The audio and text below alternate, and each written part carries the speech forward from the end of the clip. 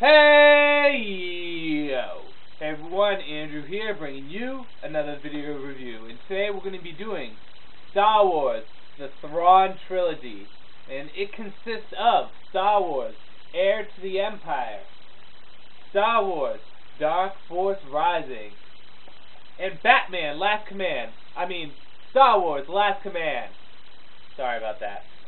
Anyway, the Thrawn trilogy. Originally I was going to do these as individual reviews, but I figured it would be better to do it as one big review, seeing that they're just one big story.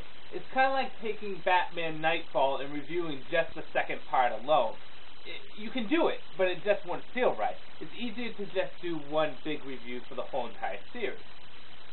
Now, this comic book adaptation of Thrawn trilogy is based upon Timothy Zahn's best-selling Star Wars novels, the Thrawn trilogy, with the same respective names. And again, with all Star Wars comics I will be reviewing, all of them are canon in the Star Wars continuity. They count. Now, the setting for the Thrawn trilogy. I'm just going to give you a basic rundown. The Thrawn trilogy takes place about 5 years after Return of the Jedi. And at this point, the Empire has dwindled down quite a bit. It's about a third of what it was at Return of the Jedi. So it's not quite in a good position. However, they're not down and out, because the Empire is under the control and leadership of Grand Admiral Thrawn. Now, Grand Admiral Thrawn, a little quick information about this dude. Grand Admiral Thrawn is the fucking man. I often consider him one of the best, if not the best, Star Wars villains of all time. He's a very cultured man, strategic mastermind, military genius. He rewards innovation and punishes stupidity. He inspires his troops rather than drives them with fear like Vader and the Emperor did. And he's always open to suggestions. Grand Admiral Thrawn almost always wins his battles. In the battles that he does not win, he has no shame in retreating. You know, he will not go down in a blaze of glory. He will go and live to fight another day. And that's why Grand Admiral Thrawn is so successful.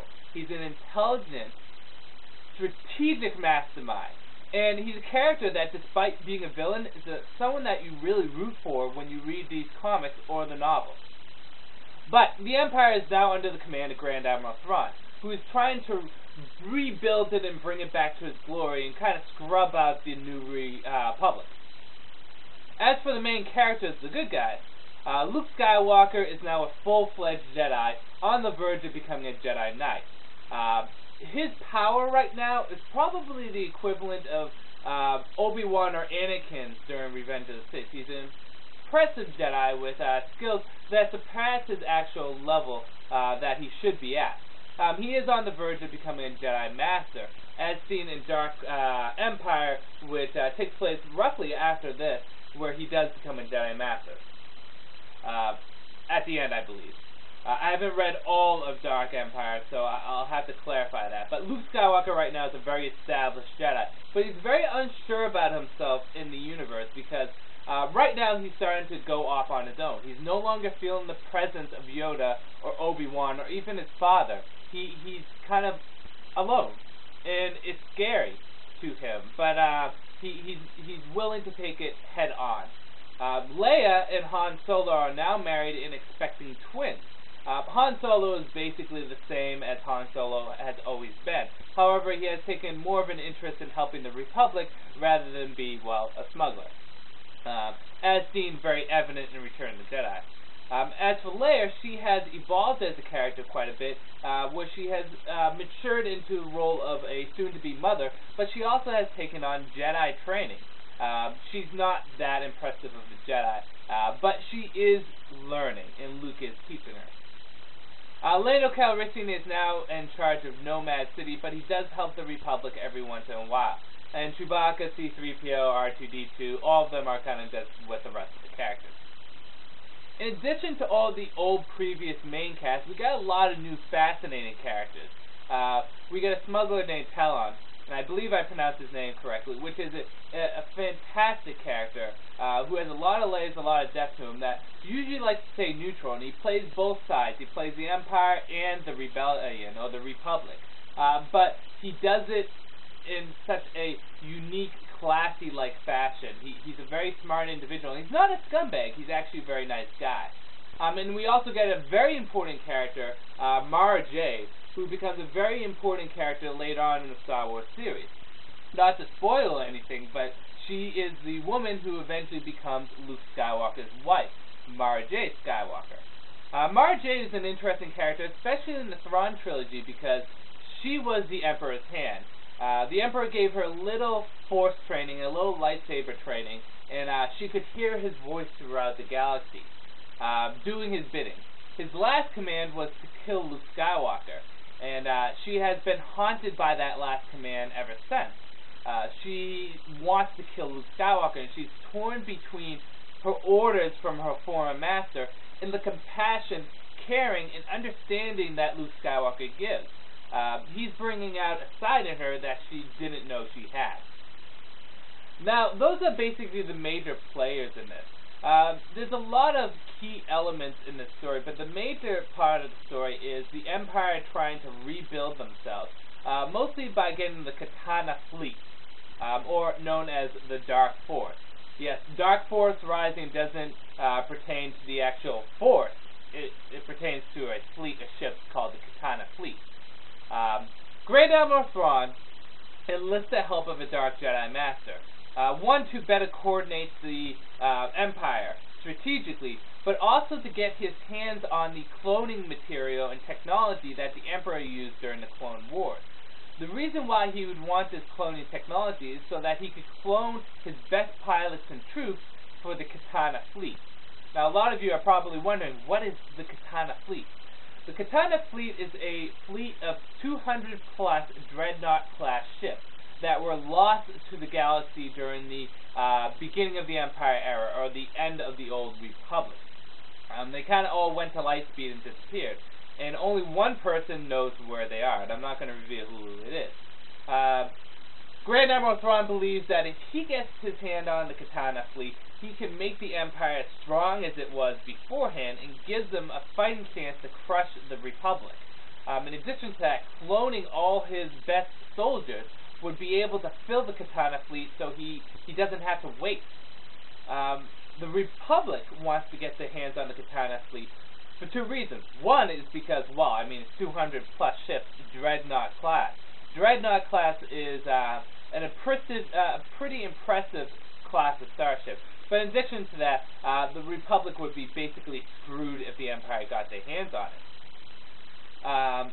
For the help from the Dark Jedi Master, Grand Admiral Thrawn in return promises to deliver Luke Skywalker, Leia, Solo, Organa, and her unborn twins to the Dark Jedi Master.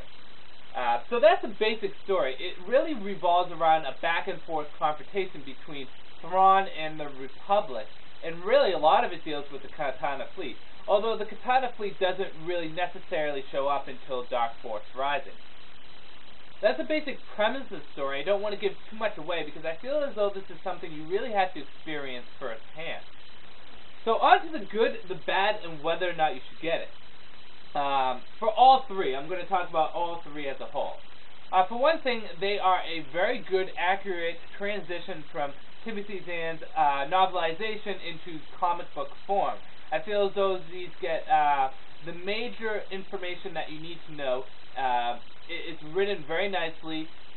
It stays very much true to form that the novel was. One of the comments I made about the novelization of Shadows of the Empire is it felt as though it really didn't stay 100% true to form that the novelization was. This stays pretty much true to form. The writing is very nice. The characterizations of all the characters are pretty spot on. Luke Skywalker shines very nicely in this, along with Mara Jade. But the main character that shines the most is Grand Admiral Thrawn. He's definitely the character that will intrigue you the most when reading this. All the other characters stay true to form. Lando and Han are portrayed very nicely. The only character that feels very different is Leia. And that is because Leia is evolving as a character and changing personality-wise than she was in the films. I mean, she's becoming a Jedi Knight, becoming a mother, so she is changing.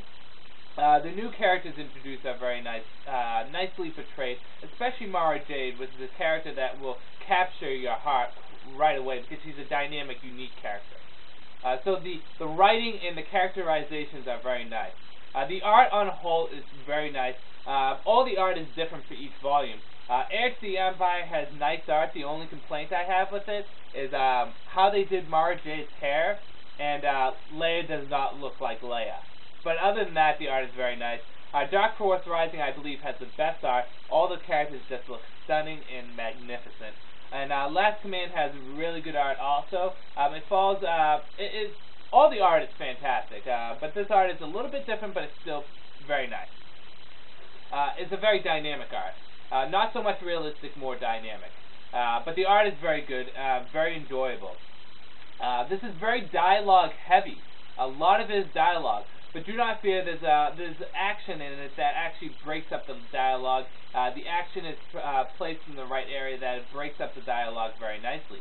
And the action mostly pertains to Luke Skywalker doing Jedi-like stuff, Jedi fights, or fighting people with his lightsaber, or starship battles with the Republic and the Empire, which are, for the most part, okay starfight battles. But the action is nice, the action does look good. And on a whole, they're just a good, well-written story. Downsides. There's only really two downsides I can tell you about. One is really, these are great stories, but I recommend them to be read as one whole story, rather than just pick up Heir to the Empire and read it, and wait a few months and read the rest of the stuff. I recommend reading them all in one sitting, or at least relatively close to each other, because they feel as though as one big whole story. I don't know if that's a flaw or not. It can work well with it because they transition over very well to each other. But again, I mean, it depends on how much time you have. Reading them as a whole story is probably better, but it may be an inconvenience for you. The only other downside I can say about these is availability. I was able to find mine at my comic book store, and as many of you may know, I got them for 50% off because of the sale. I have not found these in stores. Star Wars comics actually is kind of hard to find in paperback in stores sometimes, at least the older ones by Dark Horse. But I went on Amazon and I wanted to check the price. Heir to the Empire, and I could be wrong now, it might have changed, but last time I checked like a week ago, it was $68 online. That's a little overboard. So availability of the comics is one problem too. If you really want to read these stories and you can't get your hands on the comics, I do recommend the novelization. The novelization goes into detail a lot more than the comics do. However, I mean, the comics, they got the art. On both ends, still, the novels and the comics are both great. On a whole, whether or not you should get it, definitely. The thrawn trilogy is a fantastic set of books. The characters are portrayed nicely. It's a dynamic story. It's really for Star Wars fans that want to get into the extended universe without going too far away from what the movies were. This feels very much Star Wars, and it's probably my favorite Star Wars comic story. So just to let you know, the stories are first Star Wars Heir to the Empire, which has very nice art on it. The second volume is the Dark Force Rising, right there. This is where the Katana fleet really starts to become a major factor. And then the last volume is The Last Command. Cover price for these are $17.95. To get them online, I think they're a little bit more expensive. Mostly Heir to the Empire is the more expensive of the three. But these are fantastic Star Wars stories, and I highly recommend picking them up. And like I said with Shadows of the Empire, Shadows of the Empire is a good place to go into if you want to get into Star Wars comics. This is also a great place to start. And again, like I said, some of my favorite Star Wars comics I have read. So with that said, I'm going to end this review here. Thrawn Trilogy, a must-buy for Star Wars fans. This is Andrew saying peace out for now.